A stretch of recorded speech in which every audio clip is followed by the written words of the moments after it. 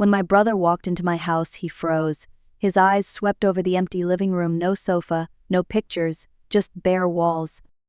He opened the fridge and found a single bottle of water. Then he turned to me and whispered, "Emily, why are you starving when you have a retirement of $8,000 a month?" Before I could answer, my son stepped out of his room.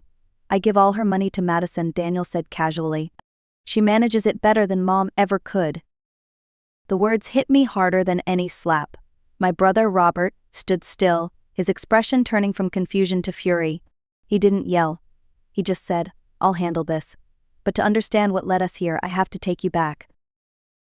My name is Emily Harper, 68, retired nurse from Austin, Texas. I worked 42 years in a hospital, mostly night shifts, and saved every penny I could. My husband, Michael, passed 10 years ago, leaving me with one gift, our son, Daniel. Daniel was my pride. I sacrificed everything for him: birthdays, holidays, even my health. When he graduated college, I sat in the audience in my scrubs, exhausted but proud. I thought my job as a mother was complete. After Michael died, Daniel became my reason to keep going. He was my family, my future, my world. So when he called one day, saying he'd lost his job and needed a place to stay, I didn't hesitate. I opened my door and my heart without question. I thought I was helping my son get back on his feet.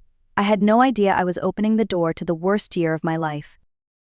When Daniel first brought Madison home, I could tell she wasn't like the girls he used to date. She was confident, polished, and always calculating. She spoke as if she were being interviewed, and when she smiled, it never quite reached her eyes. Still, I wanted to believe she would make him happy. After all, every mother dreams of seeing her child loved and cared for. So I ignored the unease in my stomach and welcomed her into my home. They married 6 months later. I paid for the catering and even helped with the down payment on their apartment. Madison thanked me politely, calling me Mrs. Harper instead of Mom.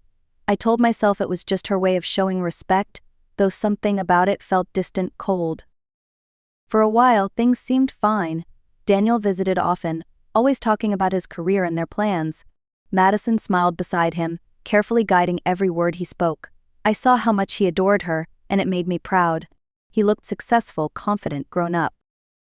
Then the phone call came. Daniel had lost his job. His company downsized, and suddenly the life they'd built began to crumble. I could hear the panic in his voice. "Mom, we don't know what to do. The rent's overdue, and Madison's furious. Can we stay with you for a while?" My answer was immediate. "Of course, sweetheart. This is your home." When they arrived, I gave them the master bedroom and moved my things into the small guest room. Madison protested at first, but I insisted. "You two need space," I told her. "You'll get back on your feet soon." If I'd known that opening my door would mean losing everything I'd worked for, my peace, my independence, even my dignity, I might have thought twice. But love makes us blind, and I loved my son more than anything in this world. At first, things felt normal. I cooked, cleaned, and tried to make my son and his wife feel comfortable. Madison even joined me in the kitchen a few times, pretending to learn my recipes. "You're so generous, Mrs. Harper," she said one evening, stirring a pot of soup. "Not every mother would do what you do for her son." Her words sounded sweet, but they carried a hint of mockery I couldn't quite place.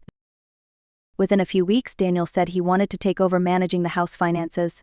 "Mom, it'll help me feel useful while I'm job hunting," he explained. "You shouldn't stress about bills anymore." I hesitated. My retirement was all I had after 40 years of work. But when I saw how defeated he looked, I handed him my debit card and told him my PIN. "Use it for what you need," I said. "Just be careful." That decision changed everything. At first, he brought home groceries and paid the bills. But soon the bags became smaller, the fridge emptier. "Prices are crazy, Mom," he'd say. "We have to cut back." Yet somehow Madison's wardrobe was expanding. Expensive perfumes appeared in the bathroom, and she paraded new handbags through the house. When I asked about them, she smiled. "They're gifts from friends." I wanted to believe her. I wanted to believe him. But the lies began to stack up like unpaid bills. Then one morning I tried to check my bank account. The password didn't work. Daniel said he'd changed it for security reasons. When I asked for the new one, he took my phone and said, "Don't worry, Mom, I'll handle it." From that day on, I stopped being the head of my own household. My money, my choices, my freedom slowly slipped through my fingers, disguised as love and care. The first thing to disappear was my sofa. It was the wine-colored velvet one Michael and I had bought on our 20th anniversary. One morning I walked into the living room and found an empty space where it had been. "Where's the sofa?" I asked, my voice trembling. Madison didn't look up from painting her nails. "We sold it. It was old and took up too much space. We needed the money for more important things." "More important things?" I whispered. Daniel came in with a beer and shrugged. "Mom, don't get sentimental. It's just furniture." Just furniture. That sentence cut deeper than he could imagine. Over the next few weeks, more things vanished: the dining table, the lamps, even the family photographs. "We're decluttering," Madison said with a fake smile. "It's good for your mental health." My once warm, lived-in house began to look like a hollow shell. At dinner I was given half a bowl of rice while Daniel and Madison ordered takeout and ate behind closed doors. "Mom, you're older," Madison would say sweetly. "You don't need to eat as much." I told myself she was right. I told myself they were struggling and I could endure it for a while.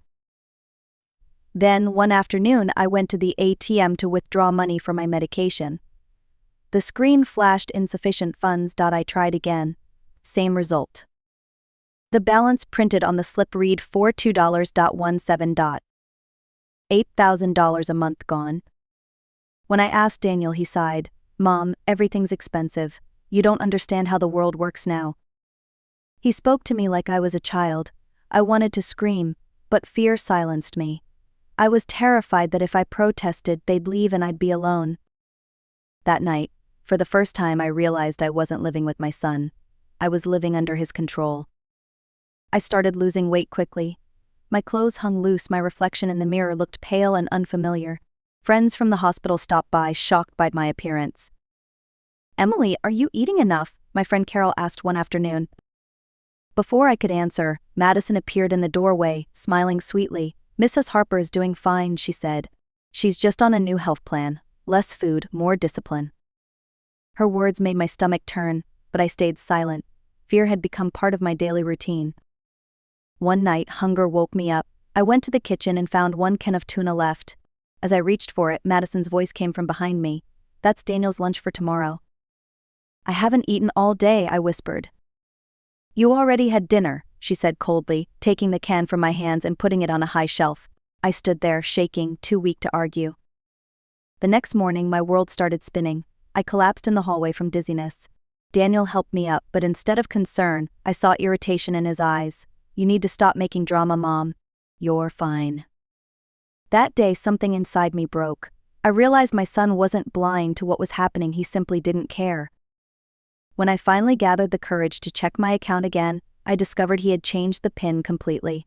My money, my home, my dignity all gone. Still, I told myself I could handle it. I told myself love would eventually open his eyes. But love didn't save me.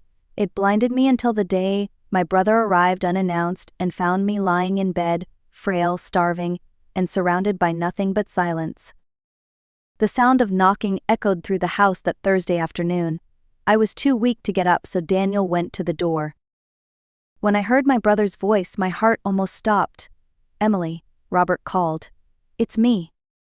Daniel stammered, trying to block him. "She's resting, Uncle. She's been a little delicate lately."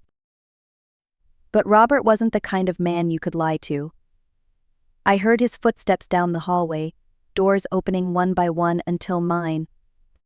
When he saw me, his face went pale. "My God, Emily," he whispered, kneeling beside my bed. "What have they done to you?" He held my hand, feeling how thin it had become. Tears welled in his eyes. "You look like you haven't eaten in weeks." "I'm fine," I lied, out of habit. Robert stood, scanning the empty room. No furniture, no photos, not even curtains. "Where's your stuff? Where's your furniture?" Before I could speak, Daniel appeared in the doorway. "Uncle, we're renovating," he said casually. "We sold some old things to get modern ones." Robert's expression hardened. "Renovating? She's sleeping on a mattress on the floor." He went to the kitchen. Minutes later, he came back holding a single can of soup. "This is all the food in the house," he said quietly. "Emily, where's your money?" Before I could answer, Daniel's voice came from behind him. "I give it all to Madison," he said proudly. "She manages it better than Mom." The silence that followed was unbearable. Robert looked at my son the way a man looks at a stranger. Then, very calmly, he took off his coat and said, "All right, we're going to fix this right now." For the first time in months, I felt something I thought I'd lost forever: hope. Robert didn't raise his voice. He simply called our family lawyer, Mr. Grant, and said, "Bring your recorder and a doctor. We're dealing with elder abuse." Daniel froze. "Uncle, you can't do that, it's a family matter." Robert turned to him with calm fury. "Exactly. And that's why it hurts so much." Within an hour, Mr. Grant arrived with a doctor who examined me immediately. Her face grew grim.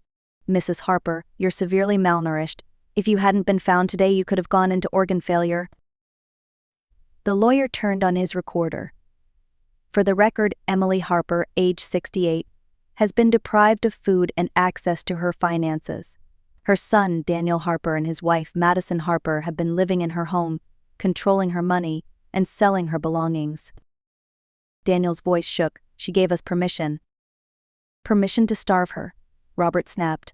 "Permission to sell her furniture, her memories." Madison stepped forward, trying to sound composed. "We didn't starve her. I was managing the money. We invested some of it." "In what?" Mr. Grant asked. Madison hesitated, then whispered, "A clothing boutique." Robert's jaw clenched. "You used my sister's pension to fund your business?" "It was temporary," Madison cried. "We planned to pay her back when it made a profit." Robert scrolled through Madison's phone, recording every transaction.